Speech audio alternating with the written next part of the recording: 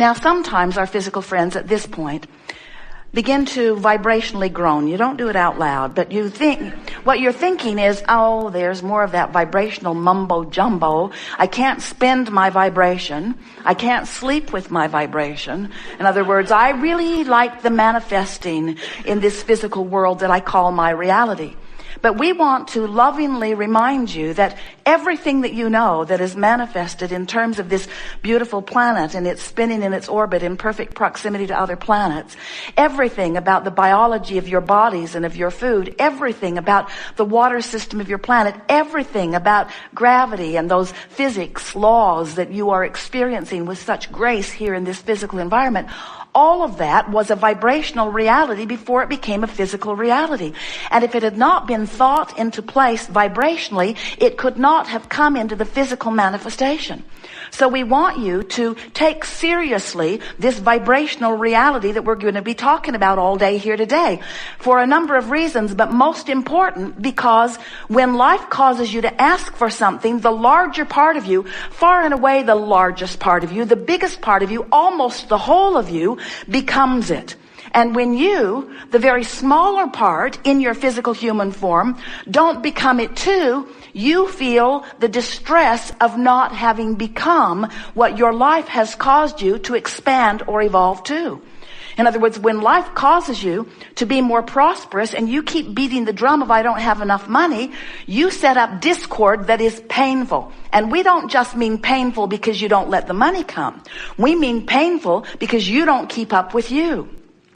We want to bring you around to understanding, as a result of the conversation that we have here today, that there is this vibrational reality that is, and hear it, drum roll please, is present tense. In other words, when your life has caused the larger part of you to become this new and improved version, that's present tense. Present tense. Jerry and Esther have been the last couple of Decembers in Australia, and it was a little unsettling to realize that while today is Saturday in Denver, it is Sunday in Australia. What's up with that? Jerry and Esther would call their office and say, we're living your future. And it's really good. You're going to like it when you roll around to it. But as much fun as they were having with that idea of having crossed the date line, it wasn't an accurate statement at all, because now is now, isn't it? In other words, it was still now. It is still now in Australia, just like it is now right here. And we want to say to you that it is now in the non-physical where we are, just like it is now in the physical where you are. Now is now. Now is this place. No, it's not really a place. Now is this thing. Well, it's not really a thing. Now is where there is a convergence, always a convergence of the vibrational frequency of the non-physical part of you and the physical part of you. And when that convergence occurs, your emotions tell you how the party's going. If you feel frisky, oh, what a convergence. If you feel in love, what a convergence. If you feel appreciation, really good convergence. If you're ornery, not so good. If you're fearful or doubtful, if you are depressed, not so good. If you're overwhelmed, not going that well. In other words, you've got to keep up to speed with you or you're not living real time. And we want to convince you that this reality where we stand and where who you really are and all that you want is, in this vortex of creation, this vortex that has gathered all cooperative components of all that you've been asking for, this beingness of who you are, calling you constantly. And when you move in the direction of it, you feel the relief. And when you move in opposition to it, you feel the tension or the tug of war. And when you get into the vortex, you feel the reality, the now reality, the present tense reality. Just to really drive that point home to you in a way that you will never forget it, we want to say to you that this reality that you're calling reality, because it's manifested and others can sort of kind of see it. You don't share realities, really. If you ever watch two eyewitness reports on the same event, you realize how different the realities are that you are experiencing, because you have very different points of view even as you share similar circumstances. But this reality that you call reality, this knock on wood, manifested reality, what I'm having for breakfast reality, what money's in my bank account reality, what the doctors say my body is doing reality. That physical reality is old news. It's old news. It's past tense. Really it is. But you can't feel that. You can't know that unless you are feeling for the now reality. Now, there's always been a lag time of manifestation. That's a sort of buffer of time. And that's a good thing, because if you had instant manifestations, you'd be cleaning up a lot more messes than you are. But we want you to understand that if you can get the drift of what we're talking about, if you can feel the reality of this vibrational reality that we're talking about, and we know it may sound just like another religious dog and pony show. In other words, we can hear you talking to your friends afterward. Where did you go? I went to this meeting. What was it about? Well, I can't really tell you. It's sort of hard to explain. Well, tell me a little bit. Well, there's this man who calls his wife Abraham.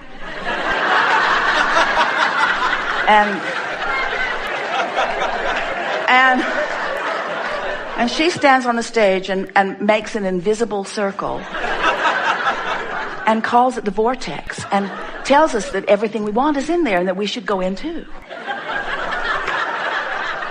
And we say, that's pretty much it.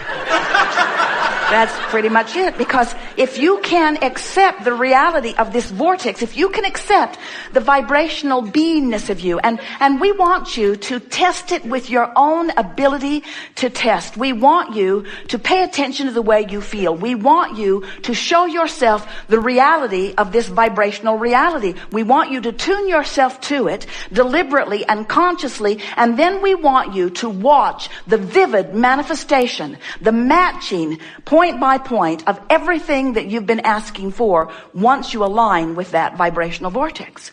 We want you to show yourself the reality that you are the creator of your reality, and that your life has helped you carve out an amazing reality, most of which you are denying yourself of living because you've got this physical human disease called what-is-itis. You so want to explore what is. You so want to talk about what is. You want to compare your what is with others' what is. And we want you to understand that what is isn't what is, it's what was. It's what was. It was the bouncing off place for what is. But you got to feel for what is, and that's the part that annoys you, we know, because this physical reality is more compelling. You can see it.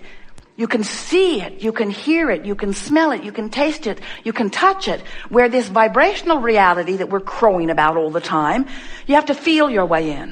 You have to feel your way in. It's where joy is. It's where love is. It's where confidence is. It's where clarity is. It's where stability is. It's where those good feelings are. It's where frisky is. But it is our promise to you, if you will feel your way in on a really regular basis until you're able to know whether you are in the vicinity or in this vortex, in alignment where you are offering one signal. In other words, the source energy, you, is offering a vibration and you are offering a vibration. And when those vibrations converge and you are offering one signal, you are powerful. You are influential. You are the creator, the deliberate creator of your physical experience. And that's what you intended when you came forth. Not one of you said, I'll go forth, explore the contrast, and once I really know what I want, I'll deliberately hold myself vibrationally apart from it. Not one of you said that. And I will complain and write books about it. I will complain and write books about it. Maybe I can get my own cable news show. I don't know. I will scrutinize the planet. I will look for other negative things, and I will gather around me all people who have decided to make a lifestyle of being outside the vortex. And together we will just complain and complain and complain and complain. And we say, it's not a problem with that, because as there are masses of people outside the vortex, you might even be one of them occasionally. When you're outside your vortex, knowing what you don't want, you are automatically knowing what you do want. And so it cannot go wrong, because there is this vibrational wave that has an equal and commensurate part of what you do want to every part of what you don't want. If you sort of don't want something, you sort of really do want something. If you really, really, really don't want it, then there's something that you really, really, really, really do want, you see. So you can't help but contribute to this vortex. You've been doing it. You have been contributing to this mass consciousness vortex of creation that future generations will be born from. You are massively contributing to the evolution of your species and to that which is eternal life. You can't help that, but you can pinch yourself off from it here and now. You can develop chronic patterns of thoughts and beliefs that hold you vibrationally out of sync with what you're asking for. And here's the part that is so important for you to understand. The longer you live life and the more you ask and the more you expand, the more you ask and the more source answers and the more you therefore have expanded, the worse you feel when you don't go. In other words, you just can't expand the larger part of you, the vibrational part of you, and hold back in terms of your physical beliefs without feeling worse and worse and worse and worse and worse. And that's what you're seeing on your planet today. There is such a crevasse, more marked than ever before, between those who have and have not, between those who are sick and those who are well. It's as if a giant magnifying glass has been laid over everything that is in your physical realm. And whatever it is that you are consistently offering vibrationally is manifesting in incredible form. So, we know that you want to be the deliberate creator of your experience because creating by default is not satisfying. And we want you to feel the power of understanding these vibrational relationships between you and let your every moment intention be to be in alignment with who you really are. We'll talk about how to get into the vortex. We'll talk about how to stay in once you get there. We'll talk more about what the vortex is. But most of all, we want you to come to an awareness that you are a vibrational being, period. You are vibrational, period. And if you will accept your vibrational nature, then what will begin to happen to you is you will feel the sweetness of looking forward into your vortex. In other words, it's like imagining the deliciousness of a relationship or of a physical condition or of a business that you're building or a book that you're writing. It's about imagining because you're imaging, because you can't see it. It's not manifested yet. So you have to use imagery. You have to use imagery to tune to it. And when you manage the imagery, you feel the alignment. In other words, when you click into that, Jerry and Esther will be driving and they will spend endless hours just musing sweet things. And as long as they're musing future experiences, it's so easy to stay fresh and pure and good feeling about it. But almost in the moment that they try to make the musing a now reality or compare what they've been musing, no matter what the subject, whether it's a relationship with friends or a relationship with employees or relationships with vendors or relationships with publishers or relationships with public or relationship, it doesn't matter what the imagery is about. In the moment that they turn and look at reality, the feeling begins to dwindle and dissipate, and the high-flying good feeling begins to go away because reality is old news and it will never be up to speed with what's in your vortex. It will never be up to speed, nor should it ever be.